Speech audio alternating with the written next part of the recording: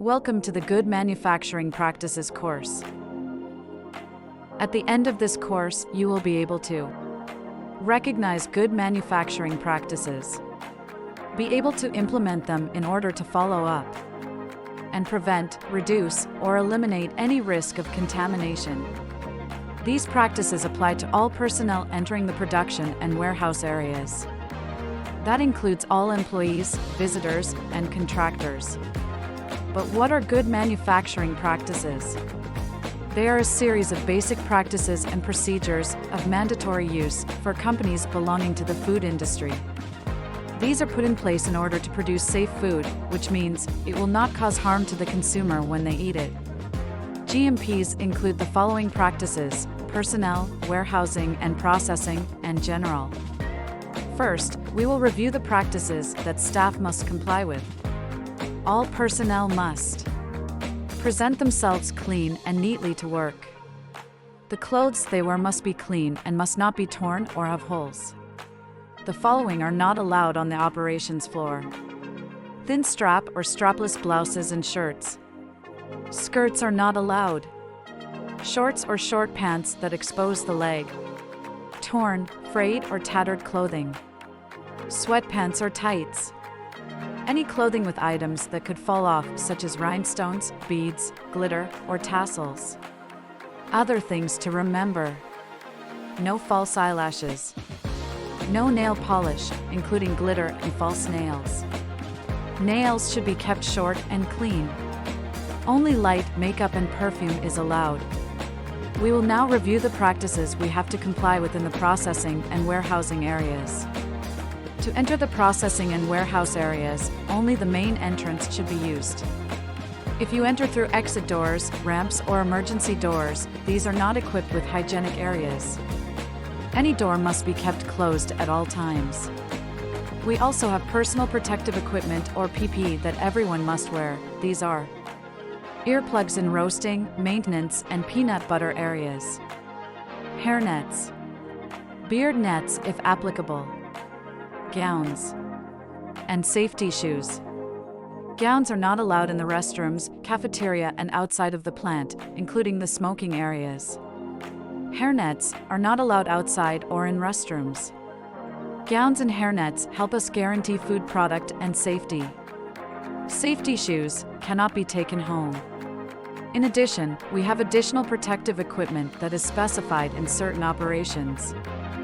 These can be gloves, goggles, face shields, aprons, ear shells, safety boots, and helmets. There are some indications we must follow with the personal protective equipment.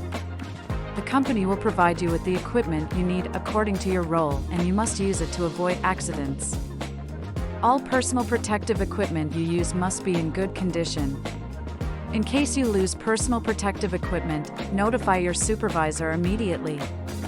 To enter the production areas, we have to pass through the hygienic areas and comply with a series of steps.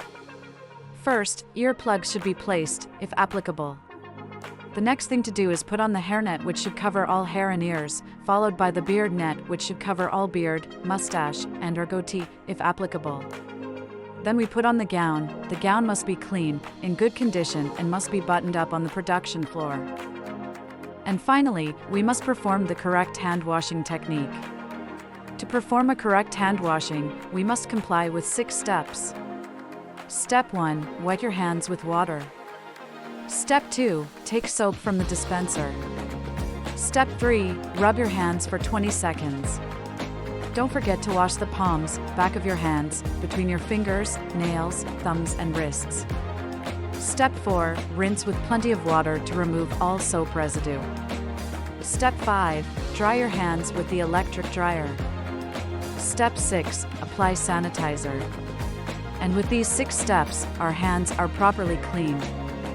We must also know which items are prohibited within the production area: handkerchiefs, any type of cap or hat, plastic hair accessories, piercings, earrings, or any type of jewelry, watches or bracelets, wired and wireless headphones, all types of bags and purses, any type of medicine.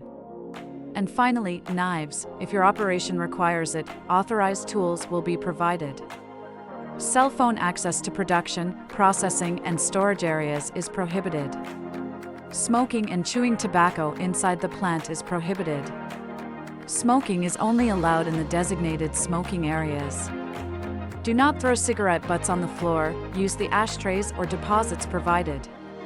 Drinking, eating, or chewing gum are not allowed inside the processing areas. The drinking fountains may be used for drinking water. No glass items are allowed on the production floor. If you are assigned to fill out documents, you will be provided with retractable pens that are authorized for production. Pens with caps are not allowed. If you have any questions, ask your supervisor and avoid a reprimand. Additionally, the following practices must be followed. Turn away from product when sneezing or coughing. Use the inner part of your arm to cover your mouth. Do not spit inside the plant. You should also avoid stepping on pallets intended for in-process or finished product.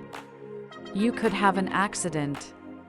All ingredients and packaging materials should not be placed directly on the floor. Use cardboard sheets and a pallet. The ingredients and materials must also be completely covered with plastic. No product should be consumed. Only quality and management personnel can verify or test product in the process. Finally, when a product, material, or process is detected that could put safety and quality at risk, it is stopped by the quality department. Quality will place product out of specification on hold using an orange or red sheet. Keep detained product in controlled areas. Do not use product placed on hold. Remember, if you see someone not following one of these practices, report it immediately. We will now review a very important topic: personnel health. When handling food, one must be very attentive to general health, which is why the supervisor and the safety department must be notified of any cut with blood, symptom, or disease that could endanger the health of personnel and/or the safety of the products. In case of a cut or injury that involves blood, notify supervisor or team lead immediately. Then, go to the first aid room. You will need to use a blue Band-Aid. These will be provided by the safety department. These Band-Aids contain metal filaments that can be detected by our magnets and metal detectors in the event it falls off. We also must be aware of the infectious diseases that we may have. All personnel suffering from or carrying an infectious disease should not handle product or perform processing operations. Contagious diseases share some symptoms that can help us to identify them, for example, diarrhea, vomiting, fever. If you have any of these or other symptoms, immediately inform your supervisor. As a last topic, we will see the general practices carried out in the plant. First, we will review the colors of the hairnets. The white one is for all plant personnel and the green one is for temporary employees. Visitors will wear a red hairnet and safety and orange color. Additionally, office personnel will wear blue and peanut butter employees will wear yellow. Remember that the hairnet must cover all the hair and ears and cannot be tied in knots. The footwear used must be completely closed and without heels. Make sure they have non-slip soles with steel toe. Remember, work shoes cannot be taken home. If you are provided with waterproof boots, you must keep them clean and in good condition. Now we will discuss the color code for containers used in production, warehouses, and all processing areas. White color is used for edible product. Red is for scrap. Gray color is for common garbage. All work tools provided to us must be kept in good condition so that they do not represent a risk to the food. These tools can be scoops, buckets and containers, cleaning items, or others. And in the event that tools are damaged, worn or lost, they must be reported immediately to your supervisor or team lead. It is also necessary to always maintain the order and cleanliness of your work area, and when you have finished using any cleaning item, you must return it to its assigned place. And finally, you must make good use of the facilities and take care of them. This includes furniture, lockers, and bathrooms.